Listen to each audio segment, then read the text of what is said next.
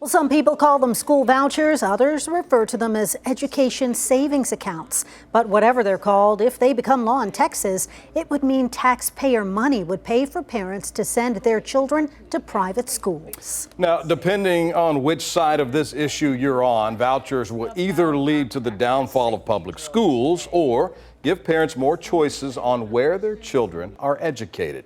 Judy Maggio joins us now here in the studio now with more on our series, Our Schools in Crisis. And Judy, this is a complex issue with really strong feelings on both sides. Very strong feelings, and it is controversial.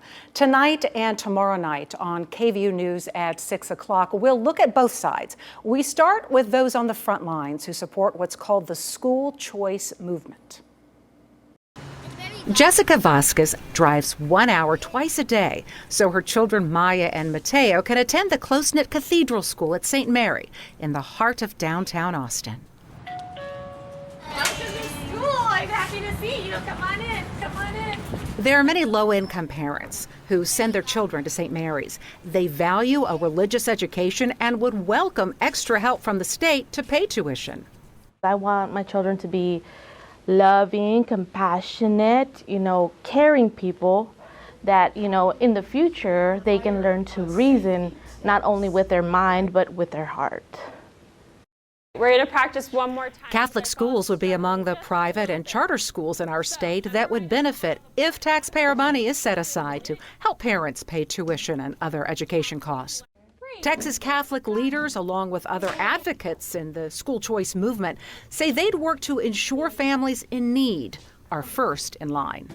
I know in other states, there have been issues with things like accreditation and prioritization of the poor. So how do you make sure that that doesn't happen in Texas? If you put it in the bill, it will be followed because it's the law. Most of the legislators who are supporting this bill are financially conservative, fiscally conservative, and they don't want to see this become a coupon book for the rich. They want to make sure that you're providing access to people who don't have it otherwise and couldn't afford it on their own. That's the same sentiment expressed by State Representative Brad Buckley, who leads the House Public Education Committee. We caught up with Representative Buckley as he took a tour of a private school for children with special needs in Killeen, where he says parents would benefit from state money to help pay tuition. But he's quick to point out his wife, mother, and grandmother were all public school teachers, and he still believes in public schools. That's the part I think that was really so disheartening, was this feeling that, if parents had a choice, they would flee their public schools. And I just reject that. I just know that's not true. But if your kids aren't learning or the environment isn't right for your kid, why in the world would we not give parents an option? Vouchers in the form of education savings accounts were Governor Abbott's top priority during the last legislative session in 2023.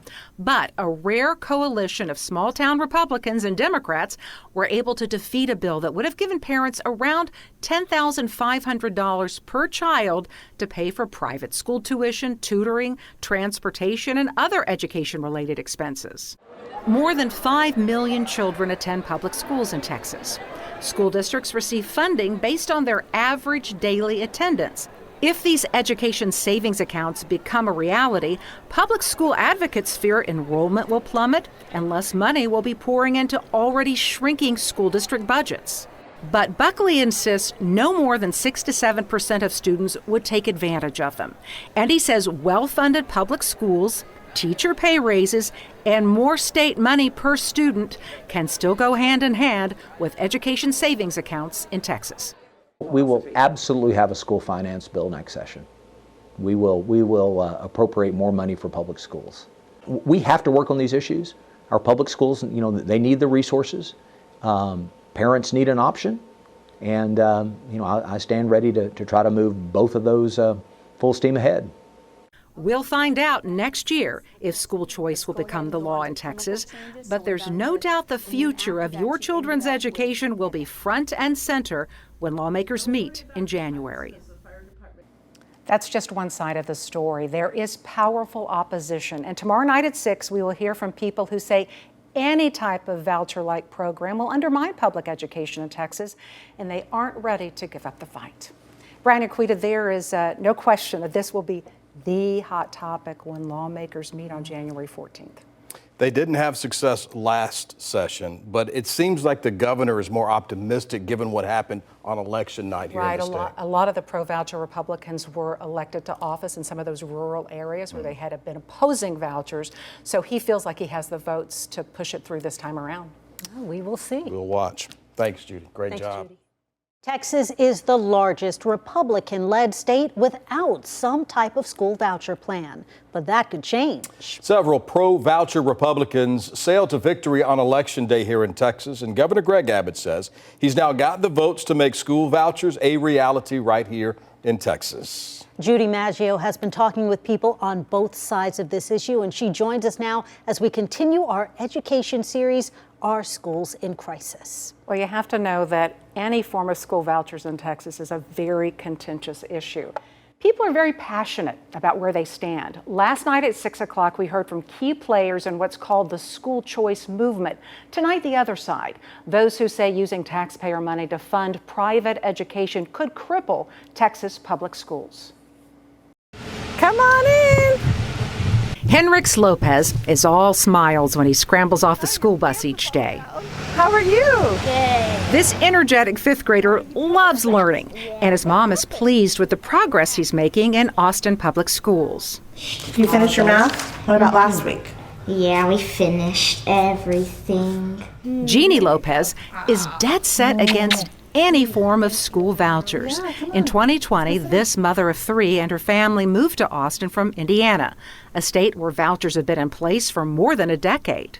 So you had to be in a poorly rated school, you had to be low income to qualify for the voucher. I was both of those things, so I thought, great, my daughter's school was, sadly, was an F-rated school, so I thought, let's check out this voucher. I found out right away that the two closest schools to us that were private didn't accept vouchers. Lopez joined the chorus of protests against approving school vouchers during the last Texas legislative session. She even testified at a state capitol hearing on the issue this summer. Jeannie is fighting vouchers because she says as school choice expanded in Indiana and more families became eligible, public schools suffered, losing teachers, students, and resources. I just realized that it was not an equitable system, and it doesn't give parents choice, and it hurts the schools, and it hurts the kids. Austin State Representative James Tallarico is a current member of the powerful House Public Education Committee, where any new voucher bill would go first. Across the country, voucher programs disproportionately help wealthy families who are already sending their kids to private school. He's a former public school teacher and one of the most vocal critics of vouchers. Public schools are suffering because they don't have nearly the funding they need. We're 43rd in the nation in per student funding.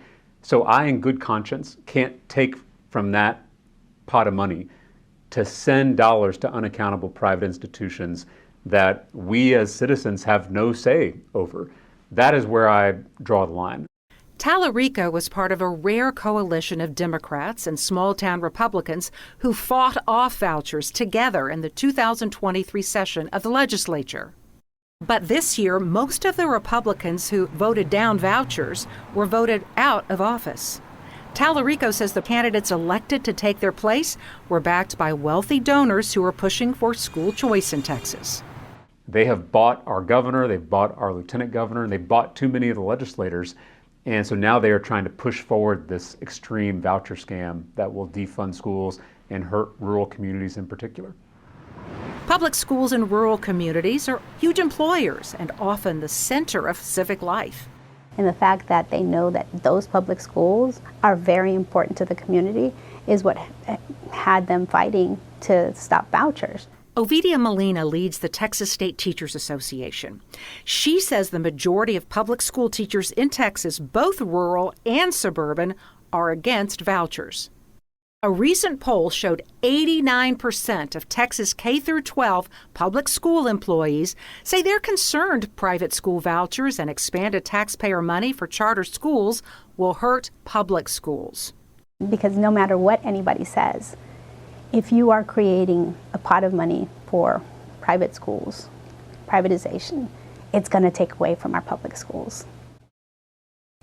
There are obviously very strong feelings on both sides of this voucher debate, and we do want to stress we presented the pro-voucher viewpoint last night on KVUE News at 6.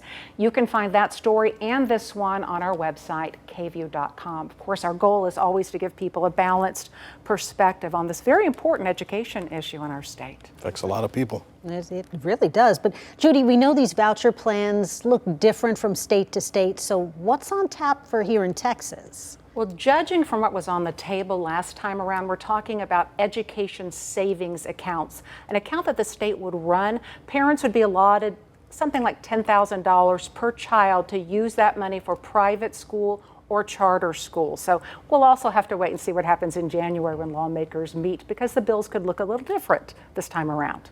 It will be the topic of discussion in January. Indeed it will. No doubt about it. Great job as always. Thanks, Judy. Thanks, Judy.